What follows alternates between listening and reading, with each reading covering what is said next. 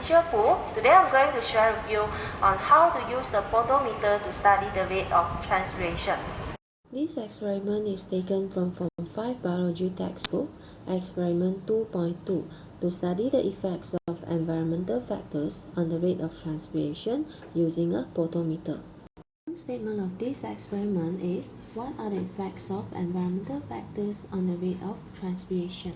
Since there are 4 environmental factors that we are going to investigate, hence we have 4 different hypotheses.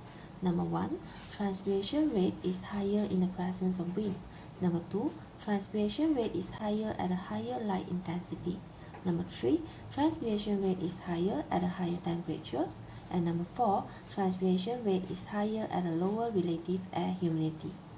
The manipulated variable of this experiment is the environmental factor. Corresponding variable, the rate of transpiration, and constant variable is the types of plants that we use. What are the materials that is needed in this experiment? First of all, we need to prepare a leafy twigs. This is cut from a hibiscus plant in the school. Then, we need to prepare water, petroleum jelly, plastic bag, and tissue paper. This is the list of apparatus: cork, razor blade, beaker, stopwatch, table fan, table lamp, ruler, and potometer. So this is a sample of potometer, and a device that we use to measure the water intake by plants. At the end of this potometer, there is a part for us to place the plant. And then the second part of the potometer is called reservoir. Under the reservoir, there is a clip for us to open and close to control the water movement. So this is used when we want to start the experiment. Now, the straight part here is called capillary tube. And at the end of the capillary tube, it is deep inside the water. Okay, so let's start the experiment. This is the main materials of the experiment, which is a leafy twigs that is cut from a hibiscus plant. When choosing the plants, we need to ensure that the size of the stem is compatible with the size of the cork covering the potometer. So, firstly, we use a razor blade to cut the stem of the plant in the water.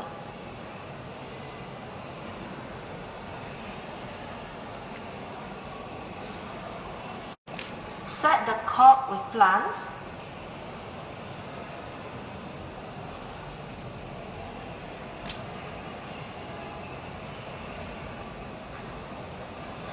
And then we attach the cork into the potometer.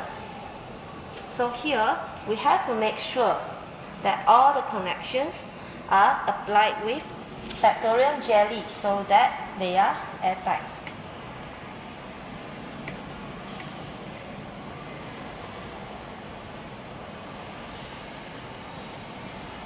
After that, we wipe all the leaves until they are dry with tissue paper.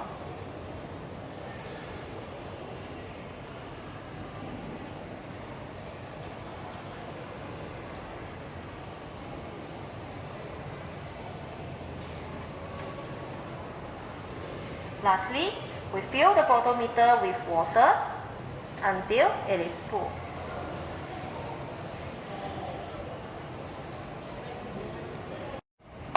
Then, we need to trap a small air bubble at the base of the potometer to be used as indicator. To do this, the end of capillary tube, which is deep inside the water, need to be lifted above the water level so that air enters into the capillary tubes. Once we get the air bubbles, the tube is inserted back into the beaker so that the air is trapped in the capillary tube. If let's say we got more than 1 air bubbles, then the screw clip here can be opened to let the water flows into the capillary tubes, which will push the air bubbles towards the beaker. The screw clip can be closed once we eliminate the excess air bubbles, remaining 1. And then we mark these initial positions of the air bubbles in the potometer as P with a marker pen.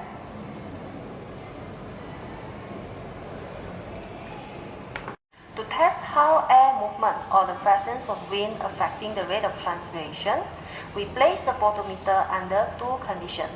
First, we place the potometer in a room without fan circulation, and then start the stopwatch and left the potometer for 10 minutes. After 10 minutes, marks the final positions of air bubble in the potometer with Q using a marker pen. And then, we measure the distance from P to Q using a ruler and record it in a table. For second condition, we place the potometer in front of fan with speed 2. Repeat the step to get the distance from P to Q after 10 minutes. In this experiment, we get the distance traveled by air bubbles in 10 minutes by measuring the distance from P to Q in a potometer. So under slow air movement, the distance traveled is 1.9 cm, whereas under fast air movement, the distance traveled is 4.3 cm. Then, we can calculate the rate of transpiration using the formula distance traveled by air bubbles divided by time. So, the transpiration rate by plants under slow air movement is 0.19 and the transpiration rate by plants under fast air movement is 0.43. Hence, we can get the first conclusion. The rate of transpiration is higher in the presence of wind. Hypothesis is accepted. Same procedures can be used to test for other environmental factors that affecting the rate of transpiration. To test on how light intensity affecting the rate of transpiration, we can put the potometer under two conditions. First, inside a cabinet, and second, under a table lamp.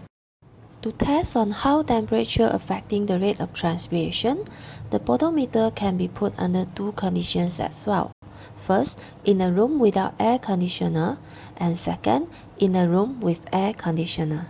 Lastly, to test on how relative air humidity affecting the rate of transpiration, for condition 1, we can cover the plant in the potometer by using a humid plastic bag.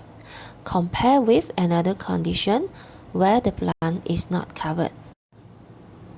That's all the sharing for today. Thanks for watching and remember to test out the experiment to discover more. Thank you.